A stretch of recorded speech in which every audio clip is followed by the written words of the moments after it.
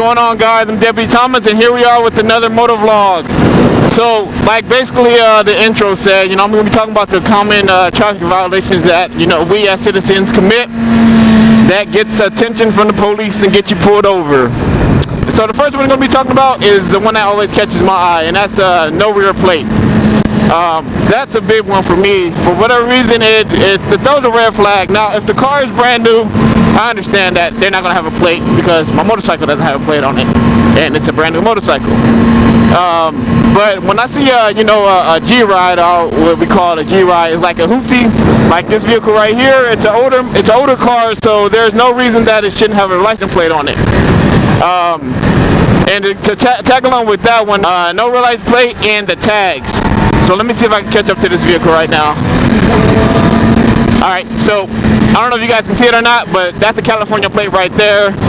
And it's, it has a tag on it. Now, it was the year that the car is registered. Now, if that car, which I'm pretty sure it's not because it's a newer looking car, if that car tags comes back to 2017 and I see like a blue sticker, which are 2019 stickers, that's a red flag. That car is getting pulled over because that car is basically riding dirty. So let's talk about the next thing. That's going to be tinted windows. Most vehicles have tinted windows. That car we just passed has some illegal ones. Most cars have tinted windows, especially in California. There's a lot of people that drive around with illegal tint. So let me explain this a little bit. You are allowed to have any shade of tint on your back window and your rear passenger windows. You are not allowed to have tint on your front passenger and driver's side window. That's a no-go. Well, let me correct myself. You're allowed to have tint, but it has to be colorless tint, if that even makes sense. The front windshield should not have tint at all. Like that vehicle right there, I'm not sure if you guys seen it, he had front window tint. Let's go to the next thing, brake lights.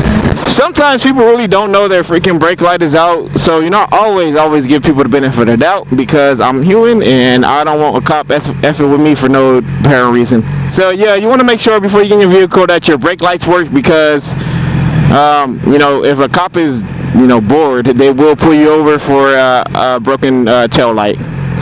And most of the time they kind of, and then I know people probably not gonna want to hear this, but we kind of pull certain cars over because we want to see what that person's up to, basically. And like I said, most people not going to hear this, but if you tat it all on your face and you look like you up to no good, man, you better have a legit looking car, because if you have any violation on that vehicle, chances are you will be pulled over, and hopefully you're not on parole or probation with search terms, because you will be put out that vehicle. In California, they started, and I'm pretty sure it's everywhere, they started the whole cell phone thing. You're not even allowed to have your cell phone in your hand at all. Maybe press one button to answer the call, but if you have it in your hand for a long period of time, and CHP especially, if they see you with that, it's a big no-no. Let's see, what else do we have? Oh, you have a defective windshield, and most cops won't jam you up for a cracked windshield like that. But now if you got like a baseball that hit you your windshield, and you have like spider webs going on, you're probably gonna get pulled over by the cop. It's stuff like that that's kind of dangerous for the public, and we kind of want to limit that stuff. If you guys like this video, give me a thumbs up, and if you haven't already, consider subscribing, and I'll see you in the next